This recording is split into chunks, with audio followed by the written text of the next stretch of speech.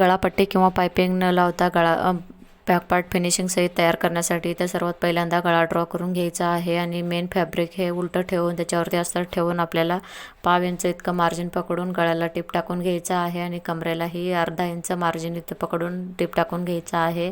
एक्स्ट्राचा जो मधला कपडा आहे तो कट करून घ्यायचा आहे आणि गळ्याला छोटे छोटे कट्स देऊन घ्यायचे आहे, जेणेकरून अस्तर हे इझिली आपलं पलटी होईल यासाठी। आणि आता आपल्याला सरळ करून वरच्या बाजूने एक दाबटीप देऊन घ्यायचा आहे कमरेला आणि गळ्याला। दाबटीप देताना आतला जो मेन अस्तरचा कपडा आहे तो बाहेरच्या साईडने दिसता कामा नये, अशा पद्धतीने दोन्ही साईडने दाबटीप देऊन झालेला आहे। आता आपल्याला टक्स टाकून घ्यायचे आहेत आणि जो एक्स्ट्राचा कपडा आहे तो अस्तरला जॉईन करून घ्यायचा आहे।